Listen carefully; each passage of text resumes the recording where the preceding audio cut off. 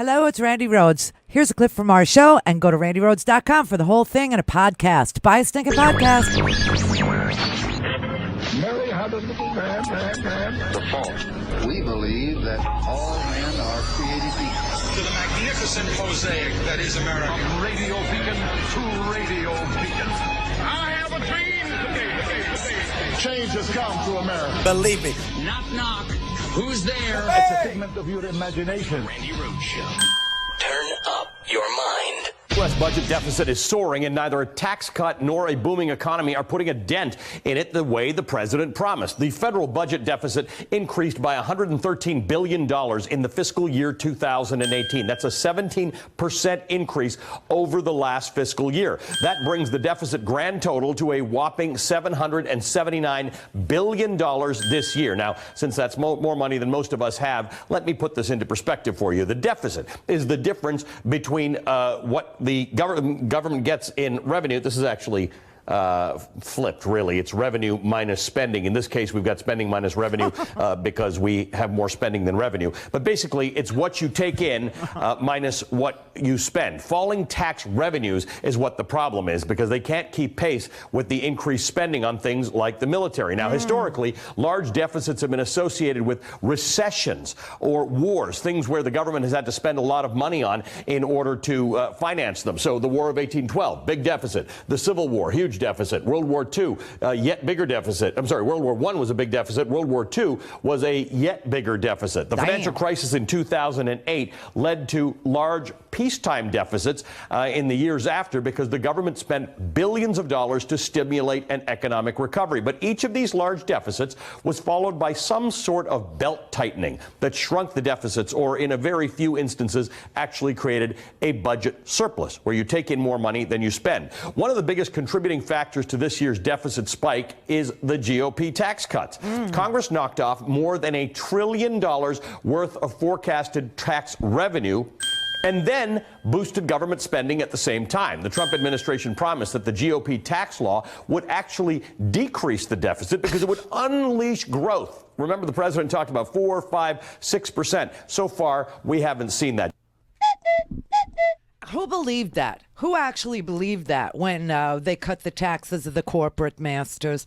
Who actually believed that giving 87% of the benefit of a tax cut would actually improve revenue? This is the same stupid lie that they have been, serving up to Republicans since Ronald Reagan, right? If you cut taxes, somehow you'll get more money into the coffers. How is that possible? It is impossible. It's always been impossible, and it's impossible now. And so the Republicans' biggest issue, the Republicans' largest complaint, the Republicans' biggest, worst fear, deficit spending, $1 trillion worth of deficit spending, has now come true. And we told you it would. You cannot lower corporate tax rates from 35% to 21%, even though there's so many loopholes in the corporate, structure, that people actually can be owed money on billions of dollars in profit. That's how ridiculous our tax code is in the United States, and Trump gave them even more. Even more. How is it possible that we would end up doing great? Paul Ryan tried to sell this thing. Remember, listen, the idea that you were going to get $38 a week out of this tax cut should really make you happy. I mean, this is what he sold. This is the best he could do, that you'd get $38 a week and you would be happy. The average tax cut for the median family of four in America is going to be $2,059. $2,000, if you're living paycheck to paycheck, is a serious tax cut. $38 a week for a family of four is a serious tax cut. A serious tax cut. Although, I got to say, your health care costs are going up. Gasoline prices are going up. The cost of living is going up. Everything. Interest rates on your credit cards are going up. Interest rates on your adjustable rate mortgage are going up. Interest rates on student loan debt are going up. This is how they tried to and this tax cut, it's a huge flop. a huge flop. That's why you don't see anybody campaigning on this fabulous tax cut that you got. And now we've got this deficit, the fifth highest, largest deficit in U.S. history. Fell. And you got to pay for that too. And the interest rate on it has increased. What kind of a ridiculous plan was this? During the campaign, Donald Trump told us, quote, the rich will not be gaining at all, end of quote. Remember that? Under his tax reform plan. The rich will not be gaining at all. Well, that was quite a whopper. As president, the tax reform legislation Trump signed into law a few weeks ago provides 83% of the benefits to the top 1%, drives up the deficit by $1.7 trillion, and raises taxes on 92 million middle-class families by the end of the decade. During his campaign for president, Trump talked about how he was going to take on the greed of Wall Street, which he said, quote, has caused tremendous problems for us, end quote. As president, not only has Trump not taken on Wall Street, he has appointed more Wall Street billionaires to his administration than any president in history. And now, on behalf of Wall Street, he is trying to repeal the modest provisions of the Dodd-Frank legislation, which provide consumer protections against Wall Street thievery. That's what he said, and it's true. It all happened. Was he right? Was he right, everybody? Was Bernie correct in his assumption that lowering taxes for the 87%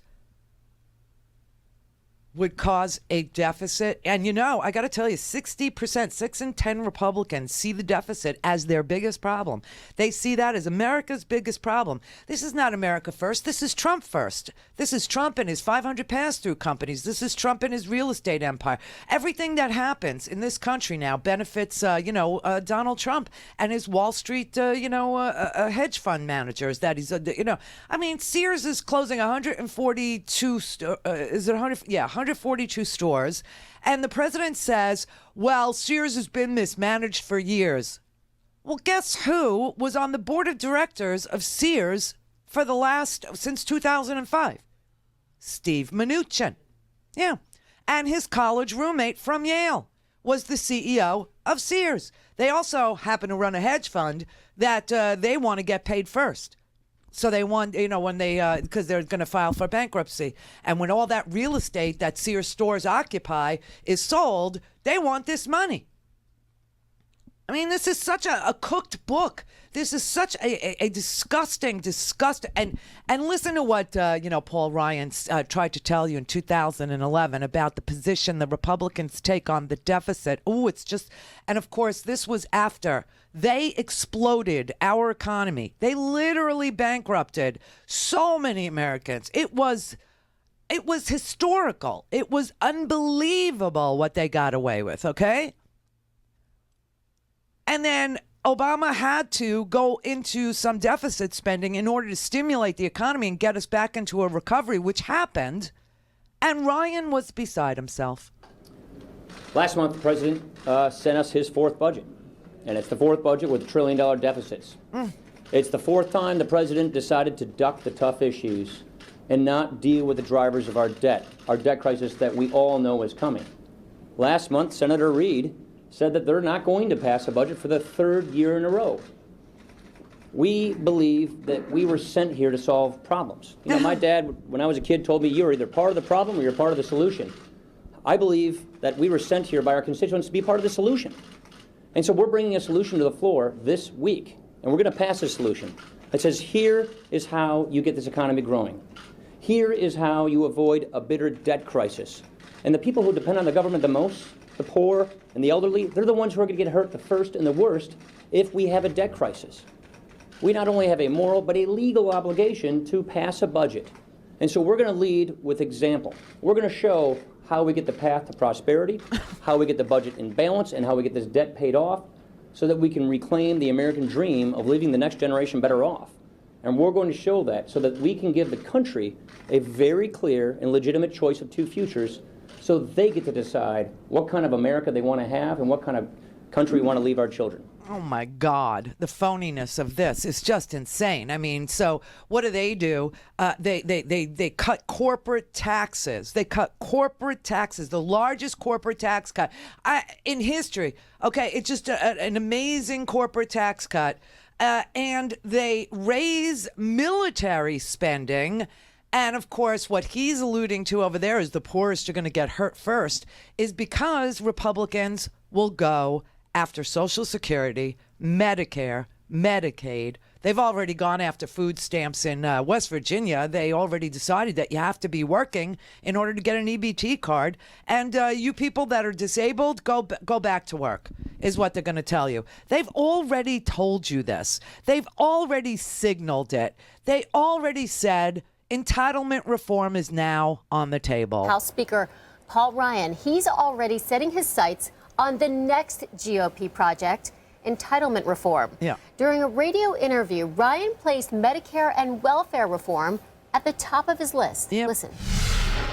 Frankly, it's the healthcare entitlements that are the big drivers of our debt. And then welfare reform, too. We think it's important to get people from welfare to work. We have a welfare system that's basically trapping people in poverty and effectively paying people not to work, and we've got to work on that. You're trapped.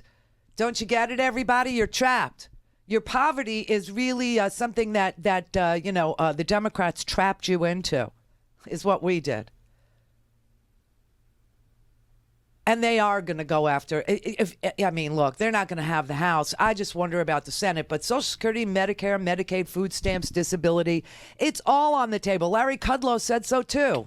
Will the Trump administration tackle entitlement reform? Well, we've already tackled a big part of the newest entitlement, namely Obamacare. As far as the larger entitlements, I think everybody's going to look at that probably next year. Uh-huh. I don't want to be specific. I don't want to get ahead of our own budgeting, but we'll get there. We'll get there. We'll cut your Social Security. We'll cut your Medicare. We'll cut your Medicaid. And the president's out on the stump saying Democrats will take away your Medicare. Democrats invented Medicare. Democrats invented Medicaid. Ronald Reagan campaigned against those things with his, you remember his little vinyl record that he sent out to all these, Medicare is terrible. It's just, it's awful. I mean, this is unbelievable to me. So you have falling revenues because we cut taxes on the wealthiest, best situated Americans. And now they're going to go after the poorest, most fragile, most vulnerable Americans, the disabled, the poor who get Medicaid, the seniors who get Social Security and Medicare, in order to try and balance the budget on your back. This is just unbelievable. Corporate tax revenue was cut, and it's now on pace to keep our Treasury from collecting $1 trillion. Go to RandiRhodes.com for the whole thing and a podcast. Buy a stinking podcast.